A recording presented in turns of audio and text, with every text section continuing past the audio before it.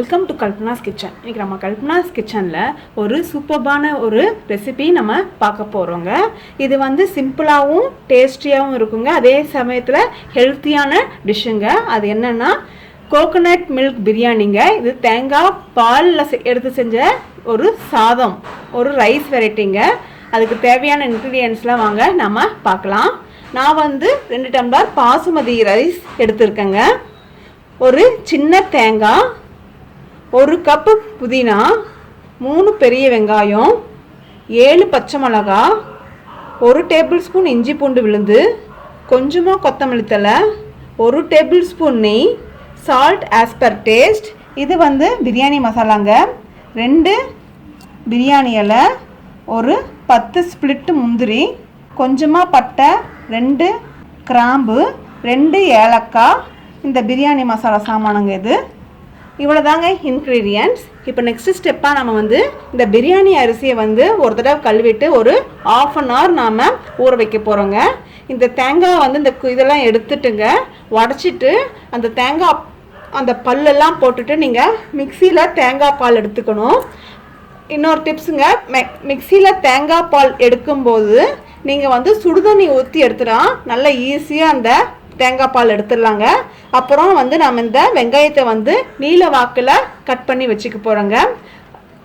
Next step எப்படின்னு பார்க்கலாங்க. பாருங்கள் ஃப்ரெண்ட்ஸ், தேங்காய் சாத பிரியாணிக்கு நான் வெங்காயம்லாம் இந்த மாதிரி நீளமாக கட் பண்ணி வச்சுருக்கேன்.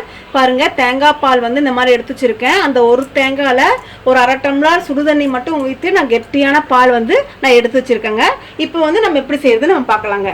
நான் குக்கர் வச்சுருக்கேன், 5-6 டேபிள் ஸ்பூன் ஆயில் விட்டுருக்கேன். நம்ம எடுத்து வச்சிருந்த 1 டேபிள் ஸ்பூன் நெய் வந்து கொஞ்சமாக நம்ம ஆட் பண்ணிக்கலாம், கடைசியாக கொஞ்சமாக ஆட் பண்ணிக்கலாம். கொஞ்சம் எண்ணெய் காஞ்சிருச்சுங்க. இப்போ நம்ம பிரியாணி இலை, முந்திரி, அந்த சாமானெல்லாம் ஆட் பண்ணிக்கலாங்க.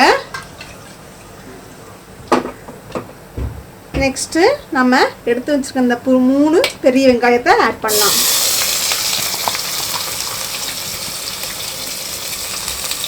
இது சிம்பிளான டிஷ்ஷுங்க, ரொம்ப டேஸ்டியாக இருக்கும்.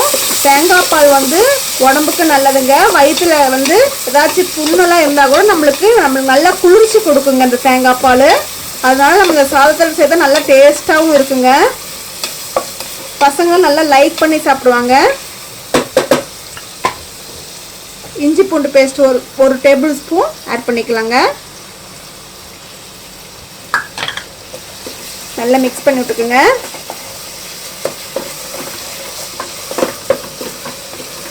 இந்த வெங்காயத்துக்கு தகுந்த மாதிரி நாம் உப்பு ஆட் பண்ணிக்கலாம். நான் இப்போ வந்து இந்த டேபிள் ஸ்பூனில் 2 ஸ்பூன் நான் போடுறேங்க.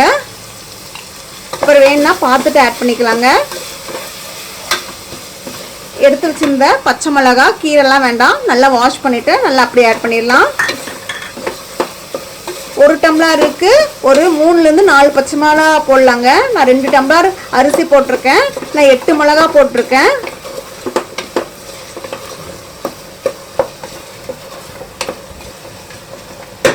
இது வந்து நல்லா 1 நிமிஷம் நல்லா வதங்கட்டுங்க, அப்புறம் பார்க்கலாங்க. பாருங்கள் ஃப்ரெண்ட்ஸ், 1 நிமிஷம் ஆச்சு. பாருங்கள், நல்லா இந்த வெங்காயம் பாருங்கள் கலர் மாறிடுச்சு. இந்த டைமில் நம்ம எடுத்து வச்சுருந்த இந்த கொத்தமல்லி தழை நல்லா கட் பண்ணிக்கோங்க. எடுத்து வச்சுருந்த புதினா தழைங்க கொஞ்சமாக மட்டும் வச்சுக்கோங்க, லாஸ்ட்டாக நம்ம ஆட் பண்ணிக்கலாம்.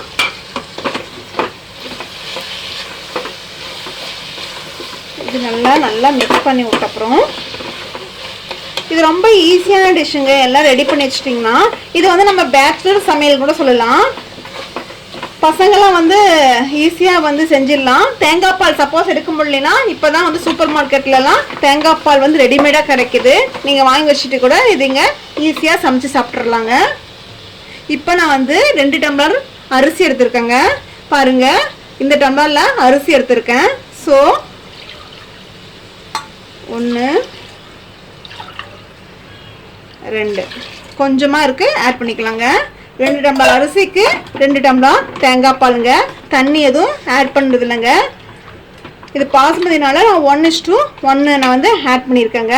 இது நல்லா கொதிச்சப்புறம் நம்ம அரிசி போட்டோம்னா நம்மளுக்கு தேங்காய் பால் பிரியாணி ரெடிங்க. பாருங்க ஃப்ரெண்ட்ஸ், 1 நிமிஷம் ஆச்சு, நல்லா கொதிக்குது பாருங்க. இது எல்லாருமே சாப்பிட்லாங்க. சின்ன வயசுலேருந்து நல்ல வயசானவங்க முடியும் எல்லாருமே இந்த டிஷ்ஷை சாப்பிட்லாம். தேங்காய் பால் இருக்குன்னா ரொம்ப டேஸ்டியாக இருக்கும். இப்போ பாருங்க, நம்ம எடுத்து வச்சிருக்க அந்த அரிசியை வந்து 1/2 அன் ஹவர் கண்டிப்பாக, பாசுமதியாக இருந்தால் 1/2 அன் ஹவர் ஊறணும். நீங்கள் சாதா அரிசி போட்டு கண்டிப்பாக 1 மணி நேரமாச்சு நம்மளுக்கு ஊறணுங்க. அப்போ தான் நல்லா ஸ்மூத்தாக வரும். நான் அப்படியே தண்ணி வடிச்சிட்டு அரிசி மட்டும் போடுறேங்க. நான் பாசுமதியாக இருக்கிறதுனால நான் 1/2 அன் ஹவர் நல்லா ஊற வச்சுட்டேங்க. போட்டப்புறம் நல்லா கலக்கிட்டு நம்ம கடைசியாக எடுத்து வச்சுருந்த அந்த நெய்யும் நம்ம புதினா தழையும் போட்டு ஒரு விசில் தாங்க வச்சா நம்மளுக்கு சூப்பராக நம்மளுக்கு கோகோனட் மில்க் பிரியாணி ரெடி ஆயிருங்க. பாருங்கள், நல்லா மிக்ஸ் பண்ணி விட்டுக்குங்க. எடுத்து வச்சுருந்த புதினா தழையை ஆட் பண்ணிக்கோங்க. கொஞ்சமாக நெய் அதுவும் ஆட் பண்ணிக்கோங்க. கடைசியில் நம்ம நெய் சேர்த்திக்கிட்டா அந்த அரிசி வந்து உடையாதுங்க. அதுக்காக தான் நம்ம சேர்த்திக்கிறோம். நல்லா மிக்ஸ் பண்ணி விட்டுட்டு குக்கர் போட்டு மூடி ஹையில் ஒரே ஒரு விசிலுங்க ஆஃப் பண்ணிடுங்க. ஆஃப் பண்ண அப்புறம் 10 நிமிஷம் அப்புறம் நம்ம பார்க்கலாங்க. பாருங்க ஃப்ரெண்ட்ஸ், நாம் ஹையில் வச்சு ஒரு விசில் விட்ட அப்புறம் ஒரு 10 நிமிஷம் விட்டுட்டோங்க. இப்போ நம்ம ஓப்பன் பண்ணி பார்க்கலாங்க. வாவ், சூப்பராக இருக்குங்க ஸ்மெல்லு. பாருங்க எவ்வளோ உதிரி உதிரியாக வந்திருக்கு பாருங்க. அரிசி உடையாமல் டக்கராக இருக்குங்க. கண்டிப்பாக இந்த ரெசிபி நீங்களும் வீட்டில் ட்ரை பண்ணி பாருங்க. இப்போ நம்மளுக்கு கோகோனட் மில்க் பிரியாணி ரெடி ஆயிடுச்சுங்க. பாருங்க friends, coconut milk biryani ready ஆயிடுச்சுங்க.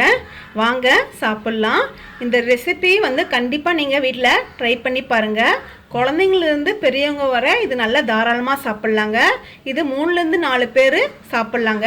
இந்த ரெசிபி உங்களுக்கு பிடிச்சிருந்தா லைக் பண்ணுங்கள், ஷேர் பண்ணுங்கள், சப்ஸ்கிரைப் பண்ணுங்கள். தேங்க்யூ.